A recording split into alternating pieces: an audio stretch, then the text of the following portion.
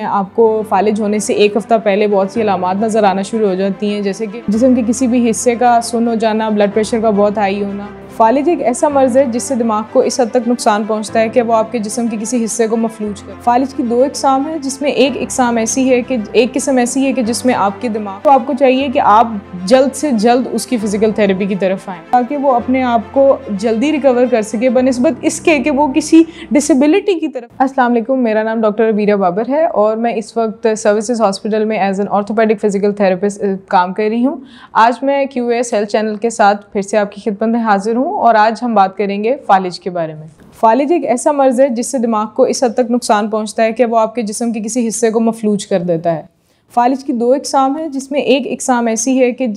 ऐसी है कि जिसमें आपके दिमाग की शरेयान से आपको प्रॉपरली खून का सप्लाई बंद हो जाती है और दूसरी किस्म वो है कि जिसमें दिमाग की किसी शरेयान में से खून खारिज होना शुरू हो जाता है और उसकी वजह से आपको जिस्म के किसी भी हिस्से की मफलूजी का सामना करना पड़ता है। ऐसा नहीं है कि फालिज आपको एक ही रात में हो जाता है, इसके पीछे बहुत सी वजूहात होती हैं। आपको फालिज होने से एक हफ़्ता पहले बहुत सी अलामात नज़र आना शुरू हो जाती हैं, जैसे कि जिस्म के किसी भी हिस्से का सुन्न हो जाना, ब्लड प्रेशर का बहुत हाई होना, आँखों के आगे धुंधलाहट आ जाना, एक की जगह दो लोग नज़र आना और इस तरह की बहुत सी अलामात आपको एक हफ़्ता पहले ही नज़र आना शुरू हो जाती हैं। लेकिन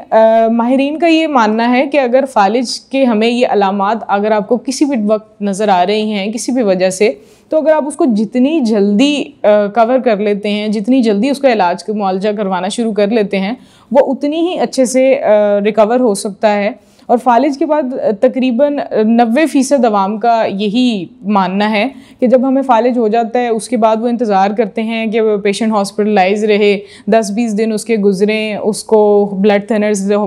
थेरेपी चले, उसके जितने भी न्यूरोलॉजिकल एग्जामिनेशंस हैं वो चलें और फिर उसके बाद 2-3 महीनों बाद जब उसके जिस्म का कोई भी हिस्सा जिस पर फालिज का असर शायद उसके पहले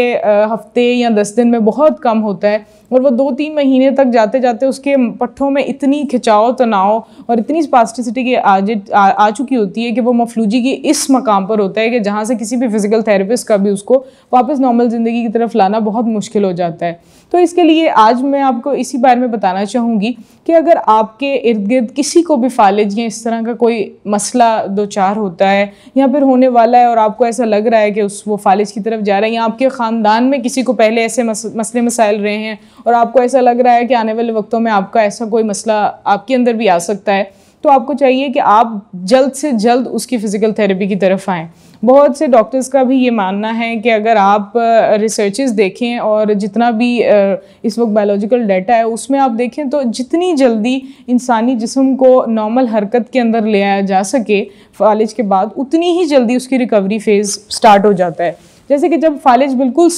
इनिशियल स्टेज पे होता है तो जिस्म के जितने भी हिस्से हैं जिन पर फालिज का असर होता है वो बिल्कुल ढीले पड़ जाते हैं। उस वक्त में बहुत से लोगों का मानना होता है कि अभी इसकी फ़िज़ियोथेरेपी करवाने का क्या मकसद है, अभी फ़िज़ियोथेरेपी करवा कर क्या करेंगे, अभी तो इसमें ताकत ही नहीं है। तो वो ताकत ही पैदा करने के लिए आपको उस वक्त फ़िज़ियोथेरेपी करवानी होती है। अगर आप उस हिस्से में जो कि एक फ्लैसिड फेज़ होता है उसमें आप फ़िज़ियोथेरेपी नहीं करवाते हैं, उसके बाद हमारे पास आ जाता है एक स्पैस्टिक फेज़। स्पैस्टिक फेज़ में इतना खिंचाव तनाव और इतनी आपकी बॉडी में कॉन्ट्रैक्चर्स इस हद तक बन जाते हैं कि उसको वापस लेकर आना फ़िज़ियोथेरेपिस्ट के लिए बहुत ही मुश्किल हो जाता है। तो इसके लिए बहुत ज़रूरी है अवाम में ये इस बात की अवेयरनेस होना। आप लोगों को ये पता होना चाहिए कि अगर एक बीमारी का इलाज एट दी एंड आपको हर डॉक्टर यही कहता होगा, ये तो उन वक्तों में भी जब इतनी फ़िज़ियोथेरेपी की अवेयरनेस नहीं थी तब भी आपको पता था कि फालिज के मर्ज़ के लिए आपको फ़िज़िकल थेरेपी करवानी ही पड़ेगी, तो आप क्यों नहीं उसको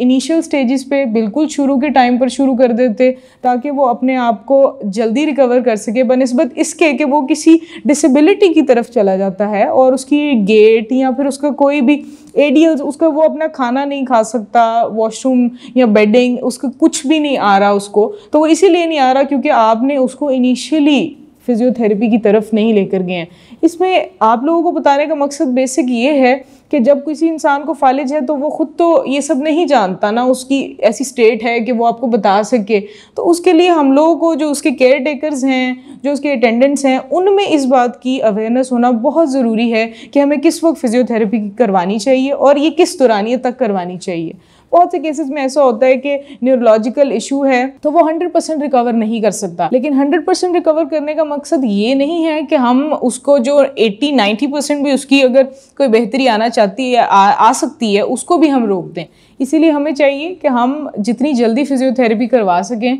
उतना ही बेहतर है। ज़रूरी नहीं है कि हम किसी बहुत अच्छे सेंटर में ले जाएं। बहुत से अच्छे फिजियोथेरेपिस्ट भी आपको बहुत छोटे छोटे फिजियोथेरेपी इंस्टीट्यूट्स और चैरिटी हाउसेस में मिल रहे होते हैं, ओल्ड एज होम्स में मिल रहे होते हैं, जीरियाट्रिक फिजिकल थेरेपी कर रहे होते हैं। तो आप उनको भी कंसल्ट कर सकते हैं, क्योंकि जब आपको एक बार फालिज हो जाता है तो उसके बाद आपको एक लॉन्ग टर्म के लिए फिजिकल थेरेपी की ज़रूरत होती है। तो द थिंग इज़ कि आप जितनी जल्दी फिजिकल थेरेपी करवाएंगे उतनी ही जल्दी आपको रिजल्ट्स भी अच्छे मिलेंगे। मैं यकीन करती हूँ कि आपको इस टॉपिक से बहुत सी इन्फॉर्मेशन मिली होगी, और अगर आपको या आपके इर्द गिर्द किसी को भी ऐसा कोई मसला मसाइल होगा तो आप उसको इसके बारे में अच्छे से गाइड कर सकेंगे। बहुत बहुत शुक्रिया। अल्लाह हाफ़िज़।